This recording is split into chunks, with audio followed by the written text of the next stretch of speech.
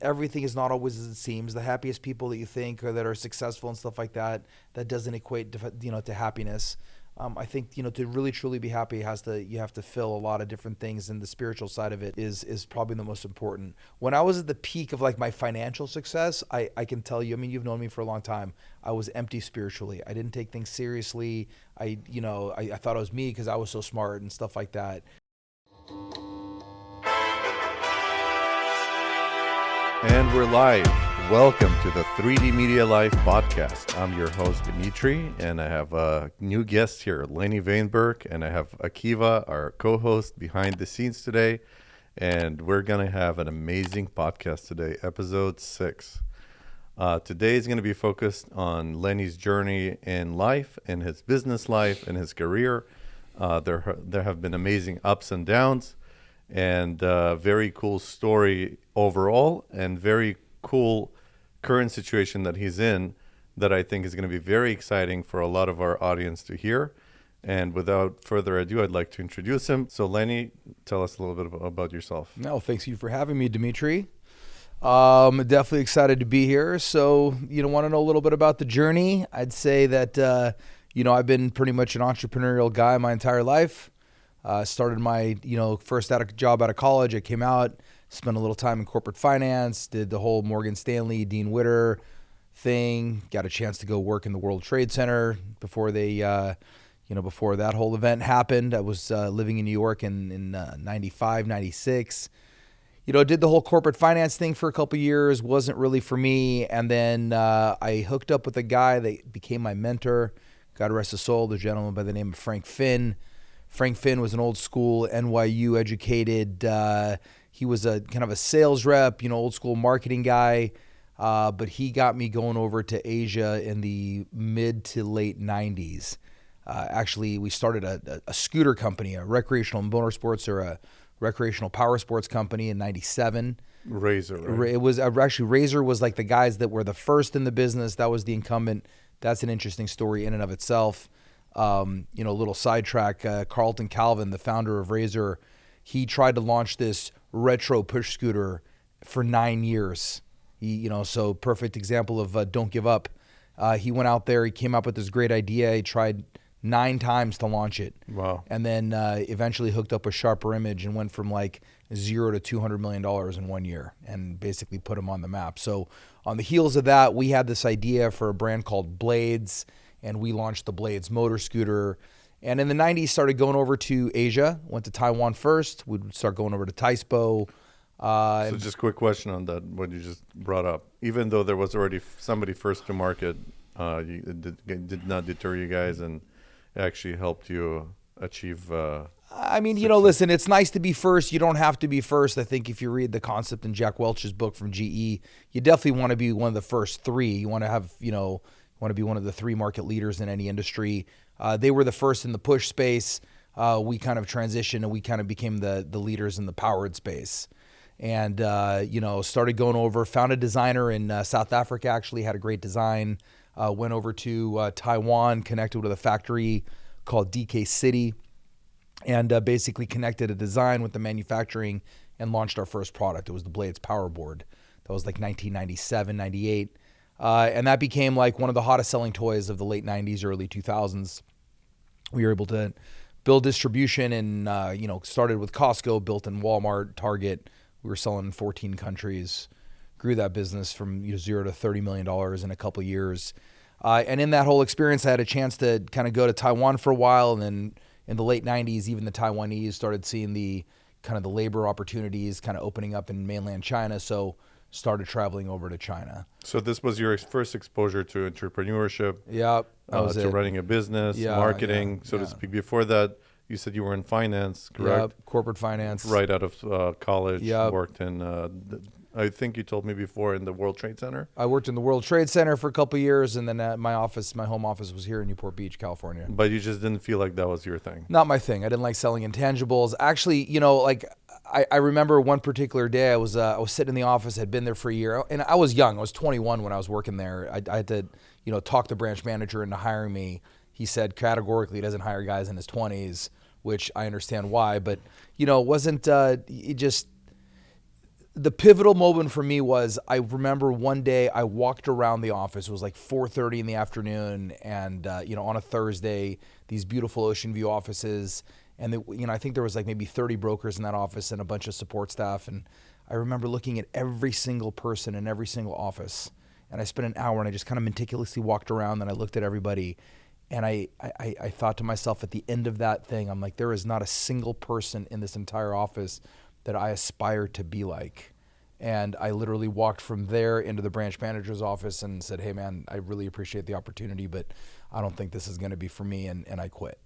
It's funny. Last episode was dedicated to entrepreneurship, and we were talking about it, whether anybody can be an entrepreneur. And I thought, and I still think this way, that some people are just born to do it. It's for them, it's natural habitat. Just like, a lion needs to be in his safari, that's his habitat. He can maybe survive in other places. A lion can survive in the zoo, but that's not his natural habitat. So some people can become entrepreneurs, but might not be natural for them. I think for you, it's natural. That's why you just couldn't see yourself. And probably if you would have continued, you would have been successful. It's not that, but it wouldn't be you.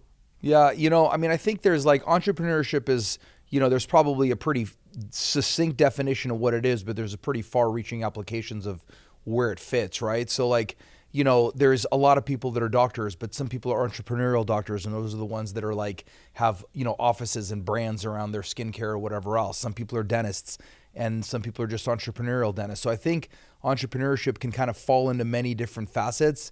And there's one thing about being a professional entrepreneur where like you have a professional career and you have like a very, like a specific vocation, and you've added your entrepreneurial element to how you market and acquire customers and stuff like that.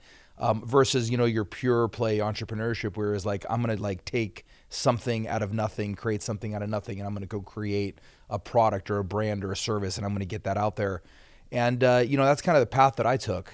I think I really, when I saw this product that we started working on, and I was in like my early to mid 20s, and we started working on it, and then, it turned into a product, and then we started going to a couple of shows, and, people are like, oh my God, wow, what's that? We love it. And, it was fun, and I liked it. And I'm like, oh, this is our product.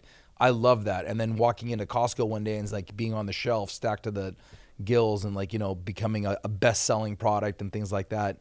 I think that was the bug. I really enjoyed that part of entrepreneurship. I really enjoyed the idea of creating a product, bringing that product, like figuring out how to get that product built, manufactured, and then bringing it to market. So there was definitely, a huge, appeal to that. And that's kind of the path that I took in life. Well, I know you quite well. I think also what probably played a role is you're very much an extrovert. You like talking to people, traveling, socializing, networking. And part of the difference of your journey was, instead of being stuck in one location, an office, in a static environment, it was very dynamic. You started traveling all over the place, meeting buyers, meeting suppliers, negotiating deals, and also thinking outside of the box. Yeah, a lot of time in Asia. Spent a lot of time in Asia over the course of 20 years. So actually, let's talk about that a little bit, because for some, that's a whole career path, importing goods. Yeah. And as I understand from your perspective, things changed quite a lot from when you started.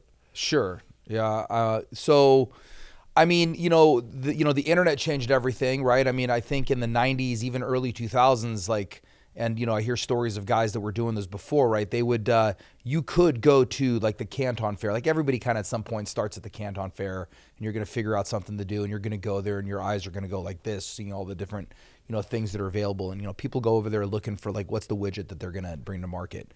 So, what the biggest change was, it used to be where you can go and find a product and find a factory, and that was it. That was like, if you did the work and you put in the time and you put in the time to build a relationship and you spend some extended period of time in Asia, you can go kind of capture a factory or two, and that was like, those are your guys. They trusted you to sell, and you trusted them to produce, and like the world did not know that they existed. Well, fast forward to Alibaba and then Skype, and then all these Amazon sellers, like that's gone. Now your biggest competitors are the factories that are there. So I think that's the biggest change. The idea of like, I'm going to go find a product and I'm going to sell it, like that is a very short-lived, very myopic type of approach. Very difficult to do today.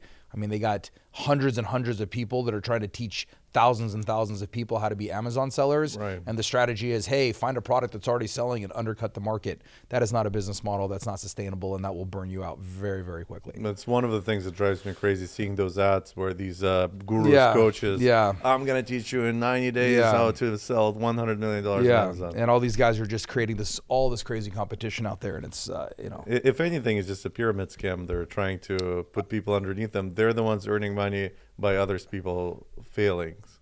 For sure. And, and I think that, what happened, there was the other element of it was, when the Trump tariffs came along, which, I'm a huge supporter of, trying to, maintain and, parity in the marketplace. And I thought that unfortunately it was not a good thing for us at the time when, 25 tariffs got imposed on all China imports. But I can see how it was necessary to kind of even set competition.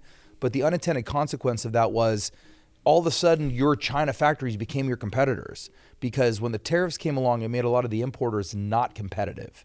And in the sense of that, there was a vacuum where now all these factories, a lot of them in China, are saying, hey, wait a minute, if I don't have to sell to an importer, I'm going to go set up shop in Seattle, and I'm going to put producing goods. They're not going to close. They have to produce goods. China's a producer economy, but the difference is, instead of selling it to you for 100 and you're paying a tariff on 100, they import it at cost or below cost. Already they have a huge advantage of the fact that they own the goods and they're paying tariff off of their production cost or some kind of a subsidized production cost. So huge things changed in that in the last 10 years. And that's like why Temu exists today, right?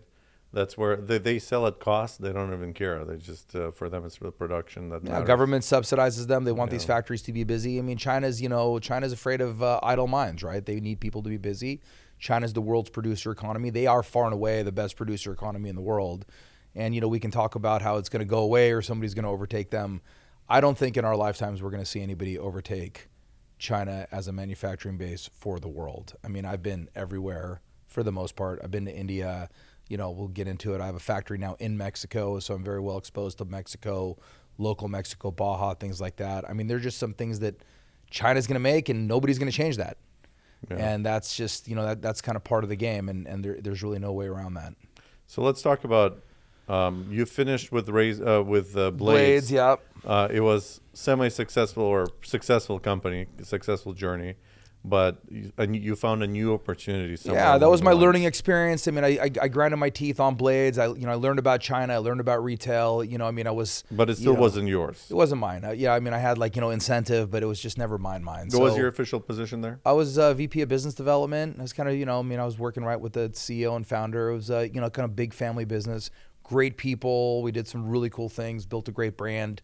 And then, the lesson I learned there was, you really got to understand very quickly what your brand stands for, because at the end of the day, all these things we talk about competition, it all comes down to brand. You have to know who your customer is. You have to have value in your brand, and you have to protect your brand at all costs, right? What we were doing over there, what the founder was doing, is that he was using, let's assume, he was using credit line to just blow out into a bunch of categories that were loosely connected, if collected at all, and the brand started to dilute. Next thing you know, the brand didn't stand for anything. We were in way too many product categories that were totally unrelated. So long story short, I went from there, and then I stumbled upon a factory. A factory had found me. I'd been to enough shows at the time where I was on enough mailing lists. In about 2004, I had this factory out of China, out of Taiwan and China, start reaching out to me, and they were making poker sets of all things. And we went over and met with them. This was when World Series of Poker was hot. And I'm like, I'm going to start a little side hustle, and I'm going to start importing poker sets. And, I went out there, I got a bunch of samples. I was still doing my thing for my old company, but started importing these poker sets. And lo and behold, I got an order from a big retailer. I got an order from Fry's Electronics for $300,000 of poker sets. Well, did you get paid? I didn't. I kind of got paid. For dealing with Fry's Electronics. Yeah, Fry's Electronics was not an easy person to deal with, but I got this big order, and I remember it was a $300,000 order, and it was $160,000 of cost, and I had to send this factory a 30% deposit. So I had to send them like $60,000. And I mean, I was like 27 years old. I just bought a house, and I just remember that my found mentor would be like, look, you got to take risks, got to do this. So I wasn't married yet, and I didn't have any kids, and I was like, okay, I'm gonna literally max out all my credit cards and borrow whatever I can. I'm gonna send my $60,000 deposit to some factory in China and cross my fingers and hope that these poker sets show up. And that was great up until like the few days before the ship date, where they're like, hey, great, your product is shipping, and you owe the balance, 120 grand. And I had plans that I was going to figure it out. I had 12 weeks to figure out how to come up with 120 grand, and I didn't figure it out, unfortunately, in time. So I started kind of dialing for dollars, and I started calling people that I know and saying, hey, I got to borrow some money. And I called a couple gentlemen that I'd known through some business experience and ventures. It was a father and son team, and I'm like, hey guys, listen, like I gotta borrow some money. They're like, well, how much money you gotta borrow? I'm like, well, I gotta borrow 120 grand. Like, well, what do you gotta borrow 120 grand for? I told them a story. I'm like, well, I'm importing some product out of Asia, and I got an order from blah blah blah from Fry's Electronics, and they said, hold on a second. 2-minute pause on the phone. They came back. They said, you know what? Why don't we just give you the money and we'll all become partners? And that was how our company RST Brands was born. And RST Brands. Was that a quick decision for you, or you had to think about it? I mean, it was like I liked the guys. I'd known the guys. One of the guys was a former partner of kind of like my boss at the time. And they came together. I didn't mind it. I mean, I probably should have thought more about it, but in hindsight, I don't know that I would have done anything differently. So we became partners. We started a company called Red Star Traders. We started going over to Asia, and we got into the gift and game room category. And we started importing jewelry boxes, poker sets, humidors, watch winders, and we started selling them to all the big internet retailers. I bet a lot of people that will be watching, they'll be familiar with RST Brands, because if they ever shopped in Costco, especially for outdoor furniture, they'll see an RST sticker. Is that still around? Oh yeah, it's still big. They recently got acquired by a really big furniture brand called Soraya. It didn't start off as RST Brands. It started off as Red Star Traders. Right. So that was I was going to say, nobody probably knows what RST Brands stands for. Yeah. So that was where it came from. So Red Star Traders was our import brand, and we were selling gift and game room to retail and online. This is like 2007, so it was really easy to become an online supplier at that time. So you can go to Costco. Hey, you guys want to buy poker sets? Like, we're kind of done until 2002, but go to Costco.com. They need inventory if you want to drop ship. I'm like, okay, we'll drop ship. Well, here's a vendor agreement, and we kind of rinse and repeat that process through every major retailer. And by 2008, we were a vendor of record for Walmart, Target. It wasn't Wayfair yet; it was CSN stores, but. And drop shipping was a new thing then. Nobody wanted to drop ship. Nobody really knew what it was. But drop shipping was like, there's drop shipping as in I have a website, I'm looking for people to supply for me. And then there's the other side, the people that actually have the inventory and they're willing to supply for you, right? And that's kind of the thing about internet that most like e-commerce gurus don't understand. There's still the physical heavy lifting. Somebody somewhere has to own the inventory and be willing to pick, pack, and ship the box. Because inventory is the hardest part of, I'd say, of all of it, right? I mean, building a brand is hard and acquiring customers is hard and stuff like that. But you have to buy inventory. You have to buy the right inventory. You got to hold it. You got to get it here. You got to ship it. You got to service the customer. So we were on that end. Having the product, we were able to ship for a lot of different customers. And that kind of went on until about 2009. And then our big kind of, our big breakout moment came when Costco actually approached us. We were selling Costco a couple different items, and they offered us an opportunity to be in the outdoor furniture space. This is 2009. It was super early, and we launched something at Costco called the Portofino collection, and it kind of went on to become the best-selling patio furniture line of all time for Costco. Let me backtrack a little bit, because a lot of people are going to be interested in how to get into Costco in the first place. Yeah. It's on everybody's wish list to sell to Costco. There's careful what you wish for. Certain advantages and disadvantages. Certainly, yeah. Advantages are you can sell in huge volumes. Yeah. They sell at a lower margin, so you can sell it at a higher price. Yep. But the disadvantages are that there's a high return rate. There's a lot of assumed risk, right? Yeah. You have to pay up for the marketing as well. Well, you own everything. I mean, there's the online channel, there's the retail channel, there's the specialty channel, and there's the club channel, in which Costco is the biggest. They're the 800-pound gorilla there, and you got Costco, you got Sam's Club, which is a distant second, and then you got your BJ's Wholesale, and you got a couple other guys. I mean, it's definitely changed. Like when we started out, we got invited to be a furniture vendor at Costco. If you are a furniture vendor today, like 10 people have to die before you get a chance to get in there. Like the line is very long. It's very difficult to get in. They have their vendors. They know what they're doing. So it's kind of hard to get in there. But the point is, you just got to be at the right place at the right time in order for that opportunity to come along. It doesn't mean that like not many people are doing furniture. If you didn't even think of doing furniture, you got into Costco, you proved to them that you can drop ship your reliable vendor, you can source things, and they approached you. And if they would have told you, let's sell women's hats, you would have sold women's hats. Ultimately, that didn't matter. What mattered is you had good infrastructure. Yeah. At the time, I think what you're saying is correct. Like, we had an opportunity because we had proven ourselves as a good vendor, and then a product opportunity came along. I think now in today's day and age, there's probably a lot of good vendors and the scope of everything has changed. But look, what I'm going to say about those Costcos is, I don't think you build a product for Costco. I think you build the best possible product that you can. And if you see that as a viable distribution channel, then I think it's something you should pursue. Costco, what hurts a lot of people just with any big retailer is, when you get into one of these places, they become like the biggest part of your business, and you got this huge concentration risk, right? So there's positives and negatives in that. There's plenty of companies that built their entire brand around Costco, like Vizio. Vizio was in Costco doing $400 million before they started selling anywhere else. Now they're selling everywhere else, right? So, Vizio is probably the first example. You have plenty of furniture brands that have really ground their teeth on Costco and have gotten in there and made their thing work. And then you got vitamin brands in there. You got, food suppliers and things like that. I think it just comes down to when you're ready to take that on, you have to have a reason for being in there. It's not just, I'm going to go in here, sell a bunch of product and make a bunch of money. You have to be prepared in dealing with somebody of that size. And that goes for any big retailer. You got to be prepared to deal with Target. You got to be prepared to deal with Walmart and, whoever else it is. It requires systems. It requires capital resources. It requires the ability to, supply them logistically. There's a lot of challenges that come with it. But if you do that right, I have a friend of mine that is a private label supplier of kombucha and juices and stuff like that. And he only sells to Costco. Does very, very well. He's been doing it for 30 years. And he came to the conclusion one day after selling a bunch of different people, he's like, hey, I want to be the best supplier in this category to Costco. And it was an evolutionary process. So it is possible, but I don't think in 2024 you're going to launch your business at Costco. I don't think they're going to let you in. And I don't think, I don't think that most people, I don't think it is the right path to go either. Okay. Let's get back to RST Brands. Yeah.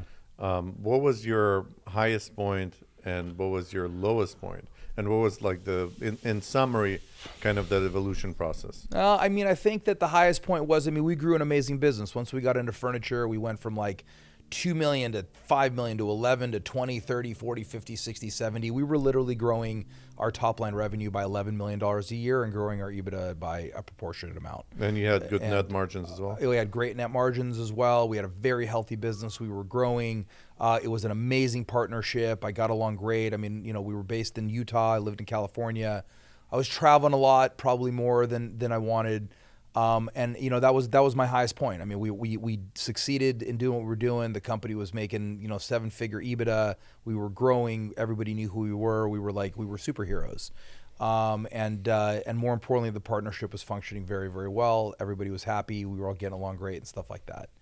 And then we had an opportunity to sell the business in 2017 for a pretty significant amount of money. And, we chose not to do it. Not all of us, some of us. And we kind of voted against it. And kind of the second takeaway from this whole conversation, first one being, when you're ready to sell Costco, you'll know. The second one is brand is everything. The third one is timing is everything. You got to understand why you're doing what you're doing and when the right time to get out was. And we definitely overstayed our welcome. 2017, we should have recapitalized our business. We should have sold to private equity. We should have taken our chips off the table and then let the forces bring in new people and bring in new management and stuff like that. Ultimately, we did not do that. Then the tariffs came, then the market took a turn, then some other decisions were made.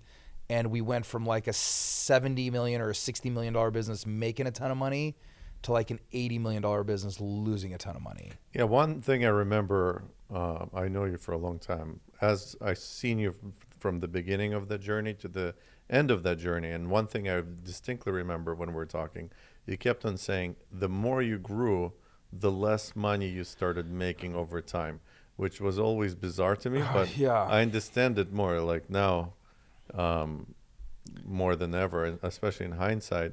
And I think overall, your biggest obstacle was, besides the tariffs, it's just the inventory. Inventory. How big was your warehouse at I mean, its we peak? had multiple warehouses, but when I was, upon my exit, we were in the grand scheme of things, people a lot bigger than us, but we were probably in just shy of 300,000 square feet. I heard that a couple of years after I left, they had ballooned out to close to 500,000 That's square feet. crazy. Just to put things into perspective, how much does it cost? Well, I mean, nowadays warehouse space could be $2 a foot in on the West Coast, right? $1.65, $1.85. If it's 500,000 square feet, $1 million a Yeah, month. $1 million a month for warehousing. Just for the warehouse. Sure. I mean, listen, there's plenty of big furniture companies. Furniture is big, bulky product, and furniture is an inventory-intensive game, right? So you want to grow, you need more furniture, you need more product, you need to be able to support your business more. So, that you got to be like when you're getting into these businesses that are heavily inventory-intensive, that's even more something to think about. Inventory-intensive businesses are difficult. Inventory is a blessing and a curse. It can be the kiss of death. I hate to say it. And you're always going to be wrong on inventory. You're either going to have too much of the wrong stuff or not enough of the stuff you need. And when you're dealing in products like outdoor furniture, right, you have seasonality and spikes and things like that, right? So you're building up huge inventory positions. You're hoping that they sell through. So there's a lot of complexities and challenges that come along with inventory. But again, it comes down to timing. A lot of these companies will get big, and then when you're owned by private equity, your ability to finance inventory changes. We were a privately held company. We were doing everything on our own with a bank line, personally guaranteed. To some point, eventually we got off of that. But yeah, the high point was we were killing it. We were growing. It seemed like there was no ceiling, and that went on until one day it just didn't, and then it stopped. And then Did the it went tariffs backwards. come after you start having problems or before? I think the tariffs was like the beginning of the challenges, because it forced us to reset everything. The cost of bringing in the inventory went way up. Because now I got to pay a 25% duty on everything that's coming in. And then you have to go reset all your pricing. And then you became less competitive all of a sudden. It started a slew of things. But didn't other people have to do the same thing? Sure. Yeah. I mean, Why would you become had less competitive as a result? I think there was a couple different things. I think some people probably had some staying power, or they had lower overhead. We got into a situation where our overhead got disproportionately high, so you had to maintain these margins. Some people made a decision where they were like, you know what, we're going to absorb it as long as we can, and they were going to buy market share, thinking that the tariff would eventually go away. It was just some bad decisions that led to certain things, a lot of ego involved. And then, one day the partnership, clashed, and we went from being the best of friends and family to not one day. And that was the lowest point. Having a partnership. I mean, partners are, they're a blessing and a curse. I mean, if, a lot of businesses are difficult to run without partnerships, right? I mean, you need people that have ownership in the business that are going to do different tasks and things like that. It just ran its course. I think that, I look back and think, what could I have done differently? I think differently, like know your rights, have a strategy, have a plan, make sure everybody's clear with the expectations. My biggest mistake, where I kick myself is I could have gotten out when other people didn't want to. Unfortunately, I didn't realize that was the case until it was way too late. And so, let's just say that I had a very valuable $15 million lesson that I learned. And you're also at a disadvantage because it was a 3-partner team, father and son, which would outvote you. Well, we were equal partners. There was never an outvoting issue until there was, you know what I mean? And it just ran its course. I mean, it's like everybody, like, I'll just leave it at this. I wish everybody well. But 2019 kind of rolled around. It kind of came to a head. I through some back and forth legal this and that, I was able to kind of, pull together, somewhat of an exit. It was, much smaller than I was looking at in 17, but I took some chips off the table. We all parted friends. But you didn't waste any time. I did not waste any time. The moment you felt like, this is not working out, you were able to pivot to the next opportunity? Well, I was kind of like, I mean, I was able to pivot. I was forced into pivoting. I mean, you know, this like now we're getting into the lows. Like, I mean, when this whole thing came, you know, it's funny, like you see this all the time, but as an entrepreneur, you identify with the business that you're running, right? I mean, you could say whatever you want. It's not that important, but it is. And, you know, the moment that kind of identity was stripped away from me, it was a very traumatic kind of experience for me personally. So that led to the lowest point. I was like, all of a sudden, you know, like, hey, I've been running this business for 15 years. I was like, this is it. This is how I'm going to retire myself in my 40s. And, you know, I mean, knock on wood, I got money off the table and I was able to kind of go do new things. But I found myself in my late 40s like, oh my God, I'm starting over. Like literally wife, kids, you know, kid in college, kids in private school, and I went through a massive reset personally. You had to downsize. You went from owning a house to renting. Yeah, well, I mean, I built a big place out in Newport, so, you know, I had a lot of money tied up in an Ocean View house, so I figured, hey, look, this isn't like, I just didn't feel like I belonged there anymore for a minute, so had a lot of cash tied up into that, figure I'm going to take my capital out of it. So reset was not a popular decision with the people in the family, but, you know, it's not an easy decision. Had really, I guess, you know, my wife was super supportive all the way along. It's amazing. Having a good woman behind you is very important. 100%. And, you know, it was hard. I mean, it's very easy to get used to everything good. Right. You know what I mean? And when things are good, it's easy to size up, but not everybody gets really comfortable really fast, and establishing the new normal, like, you know what I mean? Big Newport Beach lifestyle is not cheap. I think it was very important that you took away the burden of a bigger lifestyle before or during your new business opportunity. Yeah. Because having that burden sometimes makes you make the wrong decisions. It doesn't allow you to take the right risks. Yeah. Because starting a new business, like especially the one you started, took a lot of investment. Took a lot of investment, took a lot of confidence, big leap of faith. Okay, so let's get into that a little bit. Yeah, all right. How did you get into that new business called Terraflame? So it was kind of interesting. It's funny, like, you know, opportunity knocks in a lot of different ways. And it wasn't even something that I was necessarily looking for. You know, I have a stepdad I'm very close with. He's been my stepdad for you know, more than 20 years. I myself am a stepdad that been a stepdad to a wonderful young man for over 20 years. So just a super guy. And I also have a stepbrother. My stepbrother's a very interesting personality. He was director of Worldwide Oil and Gas, head of M&A for Morgan Lewis and Dewey LaBeouf in Moscow and, you know, Michigan and Wisconsin, educated guy, just a very interesting, dynamic guy. But, you know, so my stepdad had started going down to Baja, Mexico about 6-7 years ago. He was just like tinkering. He's always been a tinkerer. And, you know, he had a Mexican partner and he was going down to Baja and he was going down to Tecate. He's like, oh, I'm building a factory. I'm like, yeah, Gerald, that's amazing. Like, I love it, dude. I wish you all the best. And at the time when you can get literally anything and everything from China. Yeah, he's going to Mexico. He's going to Mexico. He was thinking ahead. And, you know, I could never, I mean, you know, and he's one of those guys that he's now in his 80s and God bless him. It's like, another takeaway I'll give you, number 4 from this whole thing: keep your mind sharp, stay busy. Like this idea, I'm going to retire. You know, he never retired. Even though he's not really working on anything, you know, even now he's still trying. He tinkers all the time. His mind is always working. But 2016, he had a Mexican partner, and he started going down to Baja, Mexico, and he's like, oh, I'm building a factory down there. I'm going to build a factory. And he was working with these different materials. And, you know, long story short, he started making pots and planters. And he you know, would go and he'd meet this person, you know, he gave this guy $100 and he gave that guy $100, and he just started, you know, combining people. And then all of a sudden we found a little property and we helped him buy this little this tomato field in the middle of nowhere. Middle of nowhere is arbitrary. It's 20 Tecate is about 150,000 people, coming up on 200,000 people. It's about 30 minutes from Tijuana. So it's kind of like the province around Tijuana. Tijuana being 2 million, huge city. This is about 30 minutes away. It's a little bit more rural and a little bit more villager, if you will. It's a cool little place, Tecate. And 20 minutes south of that, towards Ensenada, there's a little town called Valle Los Palmos. Population when we got there, 1,500. Population now coming up on 4,000. So it's growing up as a, you know, they call these upcoming things, place. Yeah, labor hoods. And, you know, he started going down there, and he'd always tell me about it. And I never went with him. And up until one day, like 2019, he's like, you got to help me. He's like, he grabbed me by the lapels and he's like, you got to help me. He's like, I got this thing.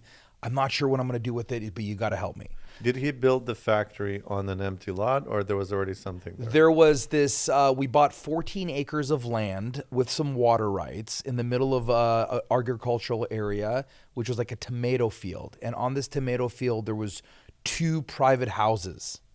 And in the middle of that, they built this like workshop, 5,000 square foot workshop, like just a big brick building with a dirt floor. And they were making pots and selling pots to his partner who owned a nursery. By hand? It was all pottery is pretty much made by hand. And now they're 3D printing this stuff and whatever. So that's what he started with. I mean, but in his late 70s, early 80s, he got that thing going. And he's like, I don't know what else to do. I've gotten as far as I can. You got to help me. So I'm like, all right, well, let me see what I can do. And I knew these guys from Terraflame because they had approached us a couple of years back. Terraflame is a company that's based in Salt Lake City. They were acquired by private equity pretty early on. They were owned by a company called Banyan Ventures. And what Terraflame did, really, really smart founder, his name's Steve Young. He basically, real creative designer. What he was doing was he reformulated sterno. You know, sterno, the little thing that heats up your food. That's kind of a ethanol or methanol-based fuel source, solid fuel source. And it's designed to produce a very hot blue flame just to heat up basically food and trays. And he reformulated that thing to put out a big, bright flame. And that became a Terraflame can. And then they took that can and they started making different things that burn, that this can burn inside of. So they were making like furniture and you put it in, you got like indoor fire, and they were making torches and they were making fire features and things like that. And then along came this concrete fireball, which was a tabletop fireball. Basically gave you the ability to set down a really cool fire feature anywhere. So I had reached out to this guy 2019, 2020, said, hey, told my dad I'd help him. And I'm like, Steve, listen, I got an opportunity. I got kind of this factory down in Mexico. I can make stuff out of concrete. Let me make something for you. And they were producing stuff in Utah, which was obviously all handmade. They were importing some from China and stuff like that. And he's like, this is perfect timing. We got this idea for this fireball. We're looking for somebody to make it. Can you make it for us? So, like, yeah, okay. We started making some fireballs and, fast forward about 3 months later, this is our best selling product and it's their best selling product. But these guys have been owned by private equity for a couple of years. The private equity firm was kind of tired of owning them. So they came to us and they said, look, we want you to buy the brand, us being, the Skomberg, Mexicana. And they said, you should buy the brand. Retail, you got a factory that can make this stuff. Lenny, you understand what you're doing here. This would be a great house brand. So my brother and I got together and said, yeah, this actually makes sense as a great next step. So we got together and we negotiated a deal. We bought the Terraflame brand. It was an asset sale. And we got the brand, we got the customers and stuff like that. Along with it, we got an order for Target that was about to ship, right? So they were about to ship a test order to Target, which was, that we bought the business in like December. The order was supposed to ship December 22nd, and like nothing was done to ship the order. So the fact that we even shipped the order was a miracle, was a total disaster.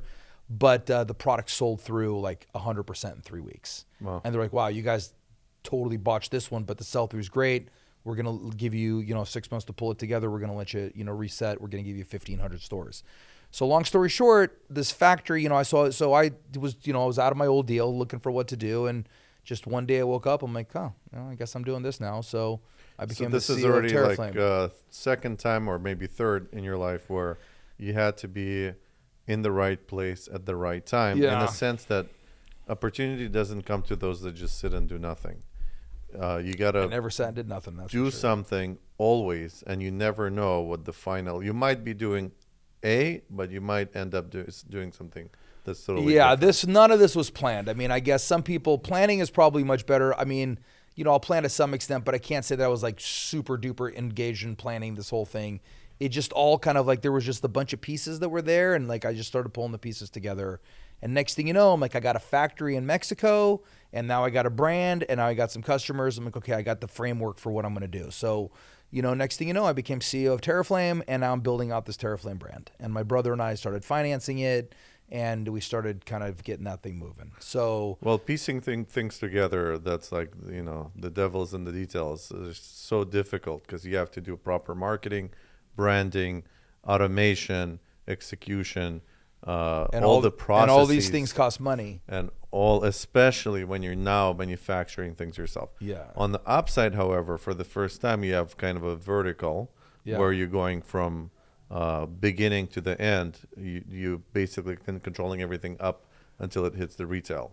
And you started selling direct, right? Yeah. So we started a website where they had a website. We cleaned it up. I brought in an awesome director of e-com who's still with me today, who's, just an amazing guy. And so we built a great website. We started some product development. I reached back out to my network in China. We started, we were doing our fire bowls. We started doing some other fire features that burn these fuel cans.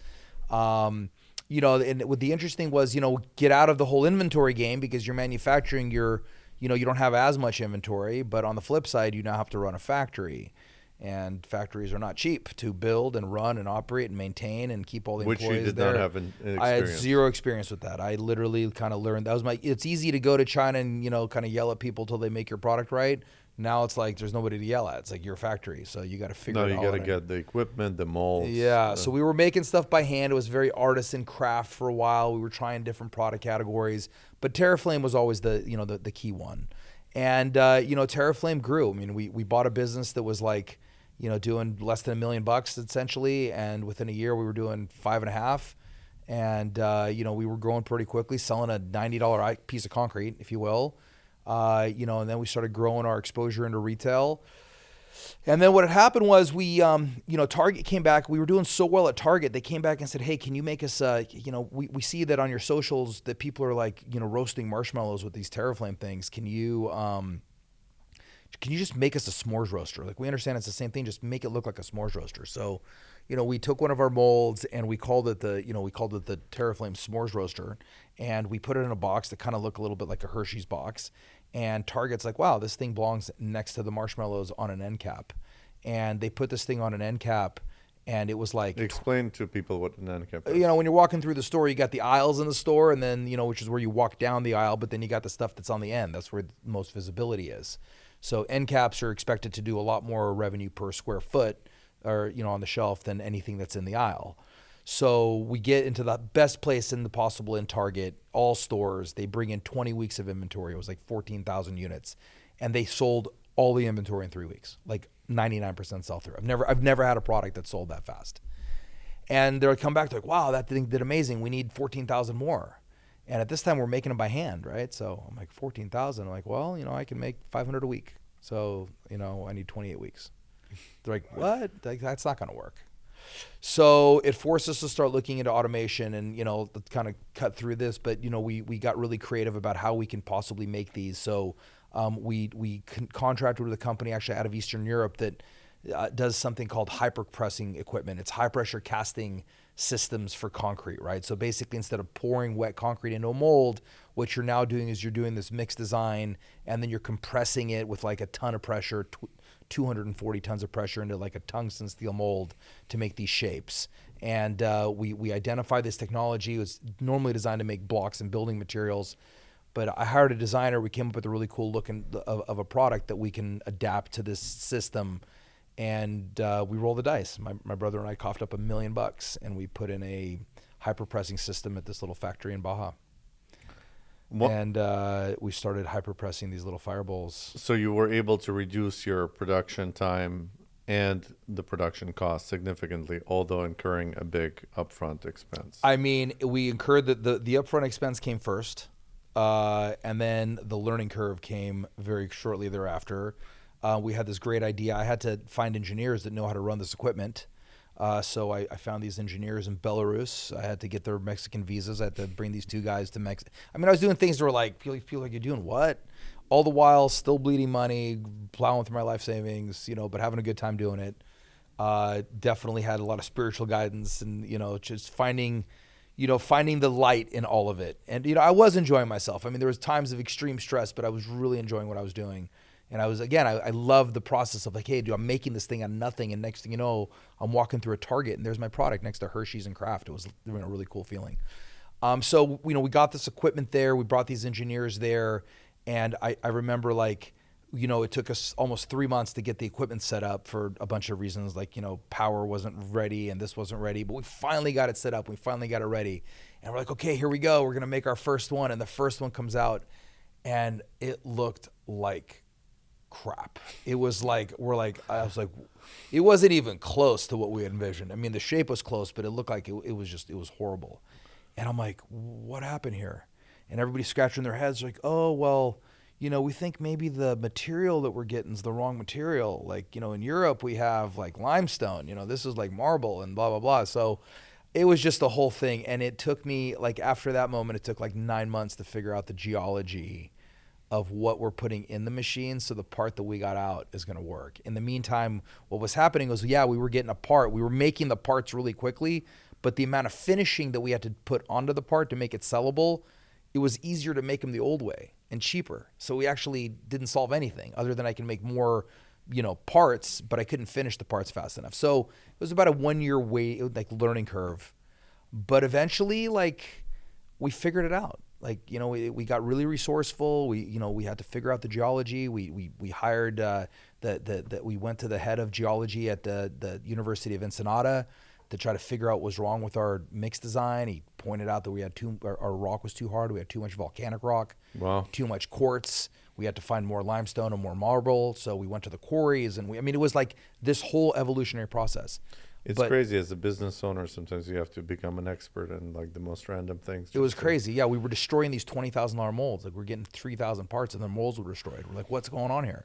So we figured it out. Like, we got really resourceful. We figured it out, and about a year later, we were getting these perfect parts out of these presses. It was amazing. And then at that point, I was like, I went from I can make 500 a week to like I can make 2,000 a day with like a couple guys. And now I'm able to scale the business, and that's kind of what happened.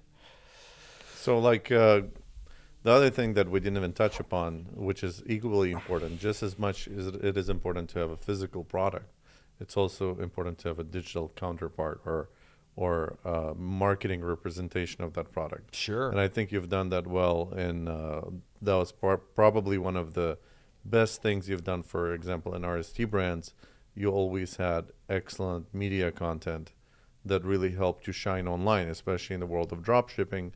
If your product looks good, and retail, you're gonna have sell-through. Well, I think 3D Media helped us with some of our package art. Thank you for the plug. In fact, I think our first box, even our current box at Target, is a 3D Media picture that's on it. So there's that. Yeah, I remember I actually helped to take pictures myself for some of the very early stages of Terraflame. Fireballs, and that was kind of fun. Very different things to shoot. I mean, content is king, obviously, with digital. The other thing is user-generated content. I got a great social media manager. Her name's Anne-Marie Romanzik. She's actually based out east, but she's full-time with our brand. And what she's done an amazing job on, if you go through like Terraflame Home on our Instagram, like probably 50% of our content is user-generated. And the user-generated content is, it's authentic. It's awesome. We don't give people scripts and stuff like that. We just incentivize people to go give us great content. We do use some like Grin and some other like social media influencers, but I'd say some of the best content we've received is just customers that really connected with and love our product. I mean, our core product right now is a tabletop s'mores roaster, and everybody loves it. Everybody needs one. It's got massive blue ocean. Nobody can make them as well or as many as we can. We got a great value, and we've just gotten a lot of really great digital content around it. I think a lot of companies fail at that. They will come up with an excellent product, but no one's going to know about it or see it in its right light. You have to always think ahead and be ready to invest in really good, proper photography, videography, and also get the right exposure for it. Dump some money into social media marketing, influence, whatever it is. Yes. So that's and I think you really figured that part out quite well, and it certainly helped you propel the company to where it is now. Yeah.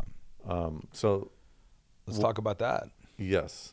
How much money did you guys invest in RST brands, for example, part of your overall marketing budget, into the right photography? Well, when we started RST, we spent a lot of money on content. And then it became a content team. It's hard to say exactly how much. I do think that... Would you say 20-30% of your overall... No. less. No, of course not. But but I'll put it in context differently. At RST every year we do a big photo shoot and a couple photo shoots along the way. And then in 2016, I think it was, we wanted to reshoot. We had like 9 collections at a time, and we wanted to come up with a whole new catalog, real super high profile content, just beautiful, rich images. We spent about $150,000 doing an on location shoot in Cabo. And See, a lot of businesses wouldn't do that. Yeah, they wouldn't. And we were looking at it like, we had a $50 million Costco business at that point, and it was all driven by content and imagery. And it was like, what happened was that we needed really nice locations, and we needed a couple of them because you didn't want to shoot every collection in one place. So we've done a lot of stuff local. We'll go to like Planet Locations, is this one service where you can go through and pick a house and go shoot at this house or whatever. Whereas this was like, hey, we needed a big shoot with a lot of space and stuff like that. So we just came up with the idea of doing it in Cabo. And it was probably a little bit more money if we tried to do it, individually. Like it seemed like, oh, wow, you guys are going on vacation to Cabo. That sounds like a lot of fun. It was the most grueling 10 days ever. I brought 25 people with me. We actually all stayed at a really cool, like, all-inclusive place. But from 6 a.m. to 6 p.m., it was go time on the clock every day. We hired an event management company over there. We had gone and scouted it. We basically arranged with 6 locations. We shot at the Paradisios. We shot at the JW Marriott. We shot at like the biggest resorts that were down there. And we had a logistics company with us. It was an amazing thing, but it was a $150,000 deal. It was a $150,000 thing. And I think the point was we were spending crazy money on content. I think there's really creative ways you can do that now. I mean, you can with AI. There's good renderings. There's stuff like that. It should still be. It's hard to say how much of your budget should that be. Like you can say that you should spend 15% of your revenue in marketing. That's one thing. How much of that should be tied to content creation? I guess that all depends on the product you have and what you're trying to sell. But don't cut corners in good content. Let me ask you this: from the point of view of the buyer of any retail chain, how important it is for them to have proper media content? I mean, if you're going to sell somebody for .com and you're going to present 2 items that are equal, even if maybe yours isn't as good, but you got the best content, that what the consumer is going to see the content first. How are they going to connect with your product? What's going to want them click on the buy button when they see your product online? And it's going to come down to content. So similarly on the packaging as well in retail. Well, packaging is everything. I mean, you got 12 seconds, you got 3 seconds to capture somebody's attention when they're walking down the aisle. So, I mean, that's super, super, super important. And on your like big bulky boxes for furniture, you had a nice printout of the... Yeah, you had those. There was displays. They display them. When you get the big boxes, it changes a little bit. There's a little bit different. A lot of people just do line art and show the sample on the floor. But without spending, it's not. You should probably do a whole show around content, what works and things like that. Content should be part of your budget. Don't skip on content. Have the best content. You can have a good product and great content, and you're going to outsell the guy that has the other. Right. Okay, so getting back to Terraflame, at some point you got an opportunity to talk to Solo.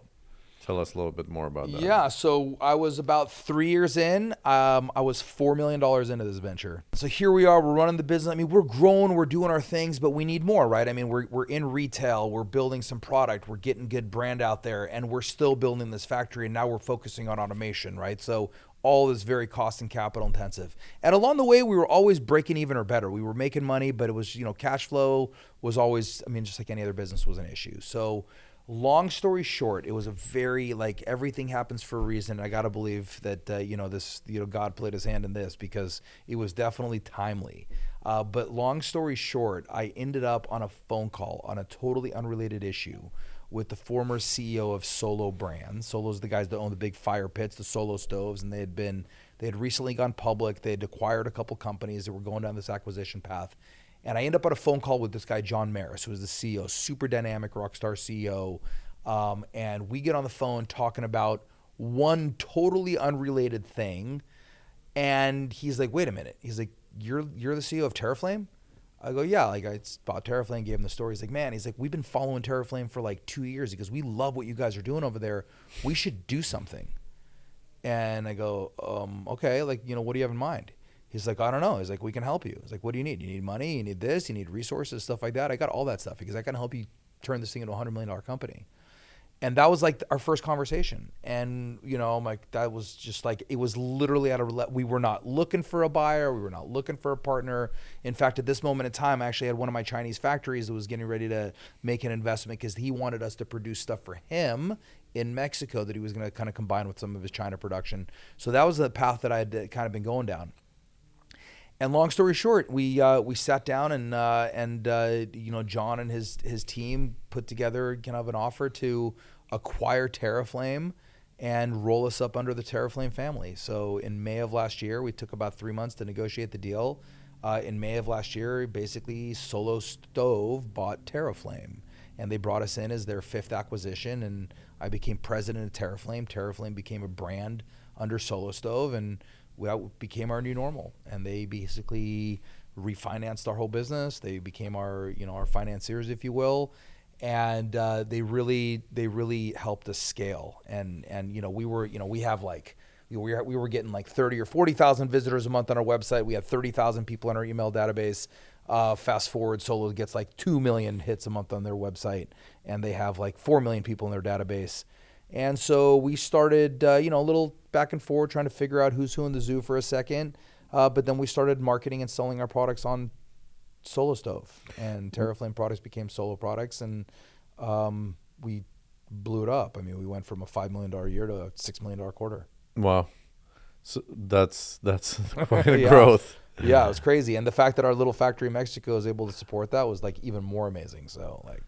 So going from being privately managed, self-managed company to now being under a publicly traded company under their guidance and umbrella. Yeah.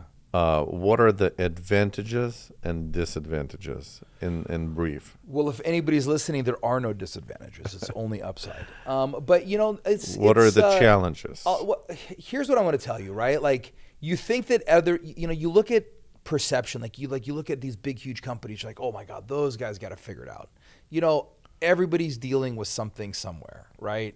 And, the interesting thing is that it's always like, there's all these companies go through these iterations where like this core group of products like helps them. Don't get me wrong. You have to have amazing management and execution and operations to be able to capitalize on an opportunity. But here you got a company where the core group of products that like literally when this guy John Maris took over, and granted, this is not something anybody could do. He was just a brilliant rock star CEO. He got hired by the founders, and he grew that business from 10 million to 500 million and took it public. Wow. He did this in 6 years. So you're now part of a public company. I mean, there's politics involved all of a sudden. There's process that's involved. And there's just a lot more people in the room. Decision-making process is no longer like, okay, I'm going to do this. You have to be quick. You have to be wily. You have to, execute quickly. You also have to work within the confines of a bigger company. You have to have, sign off, and you have to have collaboration with different teams. But the flip side is when you do that properly, the end result is better. Like we went from we have our fireplace. That's a great selling item. We sold 1,000 last year. Solo started selling the product in October. They sold 2,000 in 6 weeks. Wow. So the ability for us to scale became huge. That, no longer having to kind of figure out, how you're going to keep financing various operations. That was huge. So far so good. It's been a really good acquisition. We're super happy with kind of where things are. I think they're super happy with how we're doing. We grew 63% this year. Wow. And we didn't really even get started doing anything till September. So the first couple months were like kind of learning period. And we're on track to to triple sales next year. So I think we have a good forecast in front of us. And what are your plans now? Where do you see taking Terraflame within the ecosystem of Solo brands? Yeah, interesting. So what are you allowed to talk about?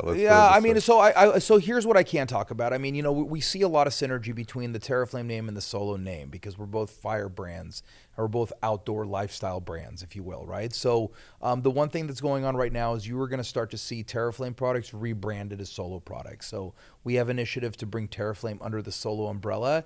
The motivation there was it's a lot easier to pay for and market and build a brand than try to go build a bunch of diverse brands. You start. So that's number one. So we are now rebranding things for Terraflame. What about new products? So new products. So a couple things on new products. The biggest new product introduction that we're working on right now is Having come from furniture, I've been developing with a great team of people at Solo a furniture line for solos. So we're introducing a line of super sustainable, outdoor, durable HDPE furniture this year that's got a unique and patented assembly mechanism. So that's coming to market in March. So we're now going to start focusing not only on the fire itself, but what is the experience around the fire? How do you interact with the fire and things like that? So that's kind of part of the plan right now. I think that's going to take me through 2025. And then, kind of on the back burner, we're looking at this really cool technology that we're using to press these bowls and things like that. We're looking for other applications for that technology.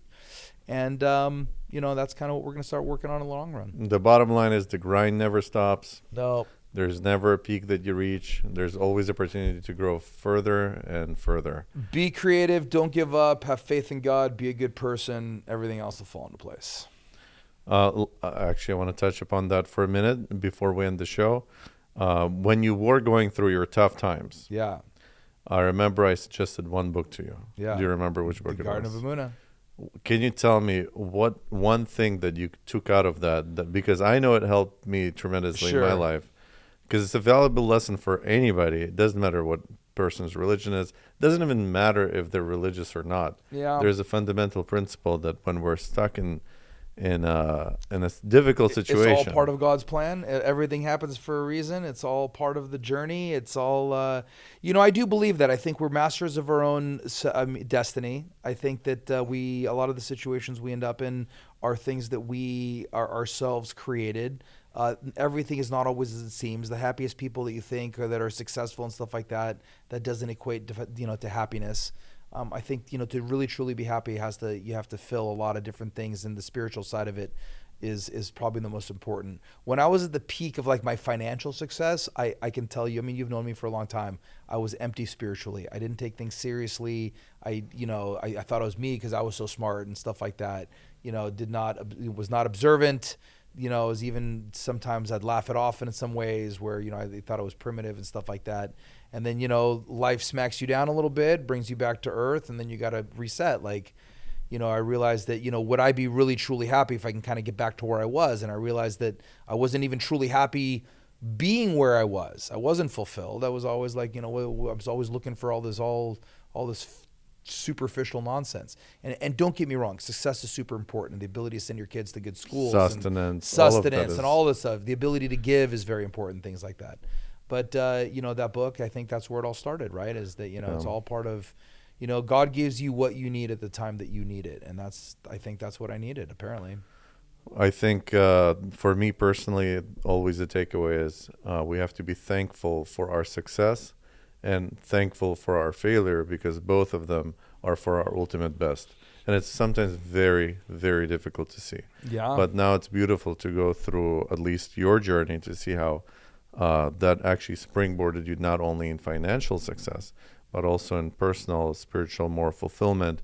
And I think that's worth even much, much more than any financial success that people can gain, because that we cannot take with us. The financial success we cannot take with us to the afterlife. That gets left behind in this world. But when we grow spiritually, that we do take with us to the world beyond. And I think it's just, the world is a much better place when people have that mentality in mind. It's never just about profits.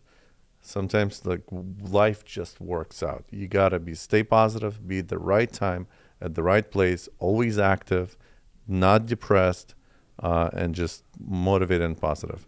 Well, so you got to be super positive in failure and humble in success. That's right. Pretty much all it comes down to. It's, like life goes like this. You just kind of be even keel. Everything's good times. There's going to be bad times. Just stay positive, stay focused, believe in your family, believe in God. Trust me, that's like, I will tell you, I'm 50 years old now. I've been doing this for a long time. I've seen ups and downs. I've made a ton of money. I've lost a ton of money. You just, keep in the journey. The journey is the process is the journey. Right. That's the whole thing. There is no destination. There is no destination. Even if you get, you think you get this, big house, or you get this big, whatever car, all those things are very short-lived things. It's like, but it's the never process enough, of getting there. It's never enough. Right. Right. But, if you're surrounded by people that love you truly, and that you love, and, you can give back to the community, and, you have if you grow up, you have a family that loves you. That's the ultimate form of success. Well, I want to thank you for your time. Thank you Yeah. for coming. It was a pleasure. Love it, man. Good to see I you. hope we're going to do this again. Shabbat I shalom. also want to bless you to have much, much more success at whatever you spoke about. It will seem very insignificant, both in spiritual and financial, Baruch Hashem. Baruch and Hashem. only many, many more things to come. This is just the beginning of even a bigger journey for you. And also to anybody watching, check out terraflame.com. Check out Solo Brands. They have amazing products. You should definitely give them a shot. Try them out. Buy their stocks even. When you have Lenny in the house, their company is being elevated. So definitely thank you for watching. Subscribe. A lot more fun things, great guests to come. And thank you for watching, and much happiness to you as well. Thanks for having me.